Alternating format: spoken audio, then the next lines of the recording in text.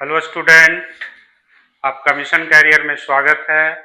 मैं आपका biology mentor Amit Kumar. आज मैं आपके लिए बायोलॉजी का एक टॉपिक लेके आए हैं, principle of inheritance and variation. ये टॉपिक बहुत ही इम्पोर्टेंट टॉपिक है, बहुत ही इम्पोर्टेंट चैप्टर्स है। ये जो री नीट हो रहा है उसके पर्पज से भी, आपके बोर्ड के पर्पज से भी, या आगे जो भी आप एग्जाम देंगे नीट का 2027 में उसके लिए भी। तो सबसे ज़्यादा हम लोग फोकस करते हैं बाबू कि ये जो प्रिंसिपल ऑफ इनहेरिटेंस है और वेरिएशन है, बच्चे को हमेशा ये डराता है। तो एक्चुअली में आपको डरना नहीं, बहुत ही इजी वे में हम आपको एक्सप्लेन करेंगे और सारे जो टर्म जेनेटिक्स में यूज होते हैं उसे एक एक करके हम पूरा इसको डिस्कस करेंगे। तो हम लोग शुरू करते हैं। आज का हमारा चैप्टर्स है principle of inheritance and variation. तो सबसे पहले तो हम लोग ये जानेंगे कि एक्चुअली में ये बायोलॉजी का एक ब्रांच है जिसे हम लोग जेनेटिक्स कहते हैं। तो जेनेटिक्स होता क्या है? जेनेटिक्स का मतलब ही होता है कि study of heredity and variation, कि जब आप हेरिडिटी और वेरिएशन को स्टडी करते हो तो इसे हम लोग जेनेटिक्स कहते हैं। अब सवाल है कि सर ये हेरिडिटी क्या है और वेरिएशन क्या है? तो हेरिडिटी का मतलब होता है कि जब कैरेक्टर का ट्रांसमिशन पेरेंट से ऑफस्प्रिंग में जाता है या एक जनरेशन से दूसरे जनरेशन में जाता है तो उसे हम लोग हेरिडिटी कहते हैं। तो सिंपली हम लोग डिफाइन करते हैं हेरिडिटी को कि transmission of character from parents to offspring is called heredity. तो पेरेंट से जो कैरेक्टर ऑफस्प्रिंग में आ रहा है उसे हम लोग हेरिडिटी कहते हैं। अब यहाँ पर है कि इनहेरिटेंस, एक्चुअली में ये इनहेरिटेंस का मतलब है प्रोसेस, कि भाई ये जो ट्रांसमिशन हो रहा है कैरेक्टर का पेरेंट से ऑफस्प्रिंग में, तो ये एक प्रोसेस है और प्रोसेस का नाम क्या होगा? इनहेरिटेंस। तो बच्चों हम लोगों ने ये डिस्कस किया कि भाई ये जेनेटिक्स है क्या। तो सिंपली आप याद रखोगे कि जेनेटिक्स बायोलॉजी का एक ब्रांच है जिसमें हम लोग हेरिडिटी और वेरिएशन की स्टडी करते हैं। हेरिडिटी का मतलब सिंपली याद रखना है कि जब कैरेक्टर का ट्रांसमिशन एक जनरेशन से दूसरे जनरेशन में होगा या पेरेंट से ऑफस्प्रिंग में जाएगा उसे हम लोग हेरिडिटी कहते हैं। अब है कि व्हाट इज वेरिएशन? वेरिएशन का मतलब क्या है? तो जब हम लोग वेरिएशन की बात करते हैं तो वेरिएशन का मतलब होता है कि degree of dissimilarities between parent and offspring, कि पेरेंट और ऑफस्प्रिंग के बीच में जो डिफरेंसेस होते हैं उसे हम लोग वेरिएशन कहते हैं। या हम लोग कह सकते हैं कि सेम पेरेंट्स के जो इंडिविजुअल्स हैं, जो ऑफस्प्रिंग है, उसमें जो डिफरेंसेस है दैट इज वेरिएशन। अब वेरिएशन को अगर हम लोग देखें तो मान लीजिए कि कोई पेरेंट्स और उसके दो बच्चे हैं। अगर कोई पेरेंट्स हैं और उसके दो बच्चे हैं तो क्या दोनों एक जैसे होंगे, कार्बन कॉपी होंगे? नहीं, बिल्कुल कार्बन कॉपी नहीं होंगे, क्योंकि उसमें क्या आएगा? वेरिएशन आएगा। अब वेरिएशन दो तरह का हो सकता है। वेरिएशन सोमैटिक हो सकता है, वेरिएशन जर्मिनल हो सकता है। और सोमैटिक वेरिएशन कहाँ होगा? तो अपने बॉडी में जो सोमैटिक सेल्स है वहां पे वेरिएशन होगा। और जर्मिनल वेरिएशन कहाँ होगा? जहां जर्म सेल है वहां पे क्या होगा? जर्मिनल वेरिएशन होगा। अब जर्म सेल जैसे स्पर्म की बात करते हैं, फीमेल में ओवम की बात करते हैं, वो क्या है? जर्म सेल है। अब सवाल आपके नीट में ये पूछा जा सकता है कि सोमैटिक वेरिएशन क्या हेरिटेबल है? बिल्कुल नहीं। सोमैटिक वेरिएशन क्या है? नॉन हेरिटेबल है। वो एक जनरेशन से दूसरे जनरेशन में पास नहीं होगा। लेकिन अगर जर्म सेल में कोई वेरिएशन आ जाता है तो वो एक जनरेशन से दूसरे जनरेशन में पास होता है। तो यहां से एक क्वेश्चन बन सकता है कि जर्मिनल वेरिएशन हेरिटेबल है, सोमैटिक वेरिएशन क्या है? नॉन हेरिटेबल है। अब हम लोग आगे देखते हैं। तो अब हम लोग देखते हैं कि ये जो वेरिएशन आता है एक्चुअली में कहां से, कैसे आता है। तो वेरिएशन का कारण है सेक्सुअल रिप्रोडक्शन।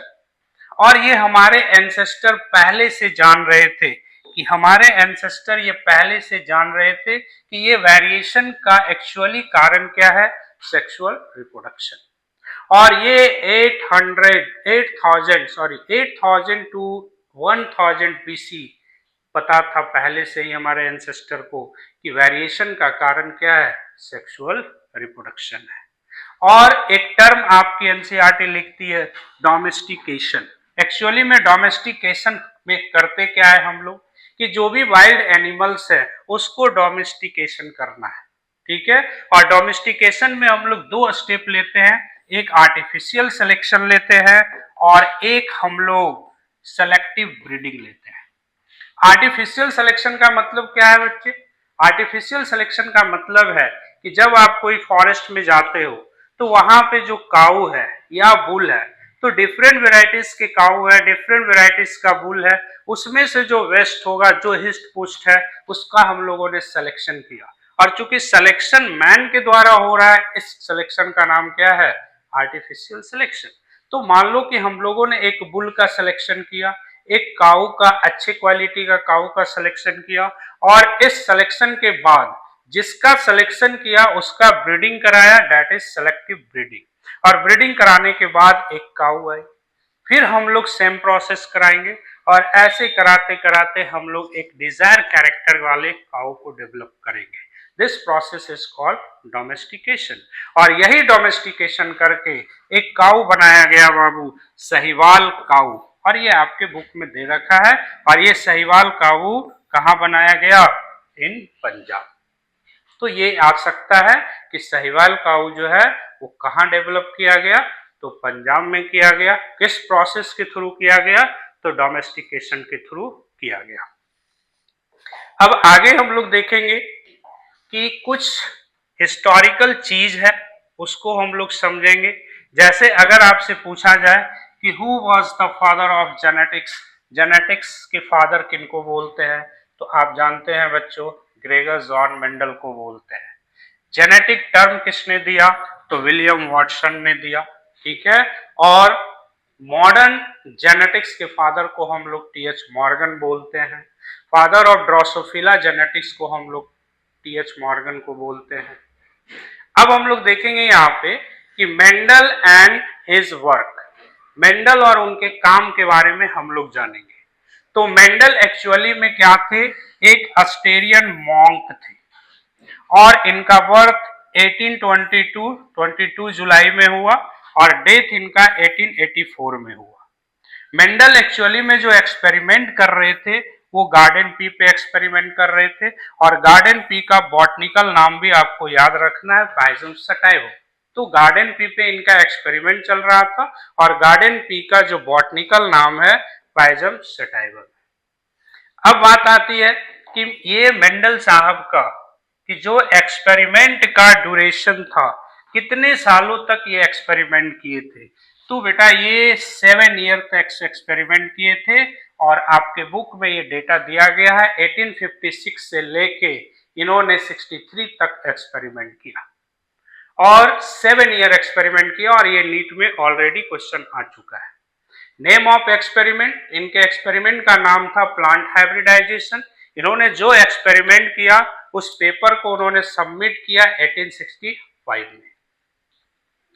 फिर मेंडल के रीडिस्कवरी हुई मेंडल का, और मेंडल को रीडिस्कवरी में 3 साइंटिस्ट थे, ईगो डेब्रिज थे, कॉरेंज थे, सैरमैक थे। और लगभग 1900 से 1901 के बीच में जो भी मेंडल्स लॉ दिए थे उसको रीडिस्कवर किया गया और मेंडल जो भी बताए थे वही चीज, वही एक्सपेरिमेंटली ईगो डेब्रिज, कॉरेंज और सैरमैक ने रिजल्ट दिया। और फिर उनके रेस्पेक्ट में इन लोगों ने बोला कि नहीं, मेंडल साहब ही क्या हैं? फादर्स ऑफ जेनेटिक्स है।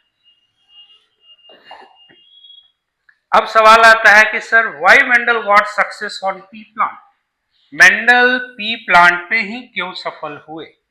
एक्चुअली में मेंडल जो एक्सपेरिमेंट कर रहे थे वो 3 प्लांट पे कर रहे थे। वो बीन पे भी कर रहे थे, इरेशियम पे भी कर रहे थे, पी पे भी कर रहे थे। लेकिन मेंडल को केवल और केवल जो सक्सेस मिला वो किस पे मिला? तो वो केवल पी प्लांट पे मिला। और पी प्लांट पे ही क्यों मिला? उसका कारण ये है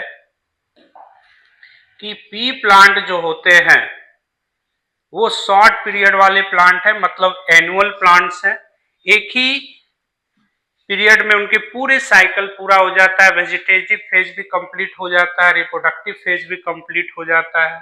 दूसरा, वो फ्लावर बाइसेक्सुअल था। उसमें बाइसेक्सुअल का मतलब होता है कि जब मेल और female flower present on same flower, एक ही फ्लावर में मेल और फीमेल होंगे। इसके अलावा बाबू वो सेल्फ पॉलिनेशन हो सकता है, होमोगैमी फ्लावर होता है।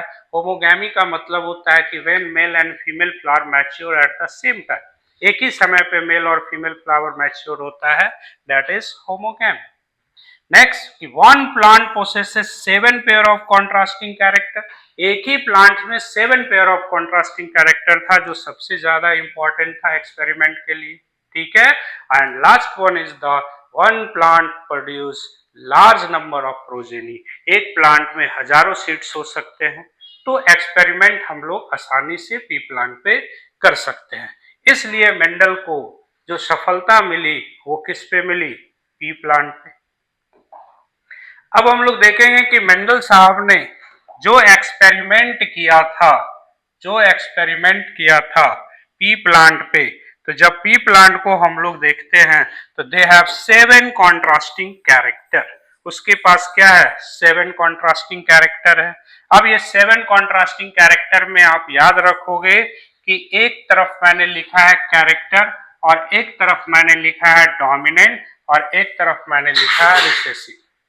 डोमिनेंट का मतलब होता है कि जब कोई कैरेक्टर को एक्सप्रेस करते हैं तो उसे हम लोग क्या बोलते हैं? डोमिनेंट बोलते हैं। जब भी कैरेक्टर को कोई एक्सप्रेस करता है तो उसे क्या बोलते हैं हम लोग? डोमिनेंट। और जो सप्रेस होता है कैरेक्टर उसे हम लोग क्या बोलते हैं? रिसेसिव। तो these are the 7 character. Plant height, इसमें डोमिनेंट टॉल होंगे, रिसेसिव ड्रॉप होंगे। फ्लावर कलर में रेड और वॉयलेट, इसमें डोमिनेंट होंगे रेड या वॉयलेट, और रिसेसिव क्या होंगे? व्हाइट होंगे। फ्लावर पोजीशन की बात करते हैं तो फ्लावर में जो पोजीशन होता है एक्सियल और टर्मिनल होता है। एक्सियल जो पोजीशन होगा उसे डोमिनेंट और रिसेसिव क्या होगा? टर्मिनल। पॉड शेप इनफ्लैटेड होगा। पॉड की बात करते हैं तो मटर में जो ये फली है दैट इज पॉड। तो पॉड का शेप इनफ्लैटेड होता है और कॉन्स्ट्रिक्टेड होता है। पॉड कलर ग्रीन होता है डोमिनेंट और येलो रिसेसिव होगा। सीड शेप राउंड होंगे और रिंकल होंगे रिसेसिव। सीड कलर येलो होंगे डोमिनेंट और रिसेसिव क्या होंगे? ग्रीन होंगे। ठीक है। तो बच्चों आज हम लोग इतना ही करने वाले हैं और नेक्स्ट लेक्चर में हम लोग फिर इसके आगे करेंगे।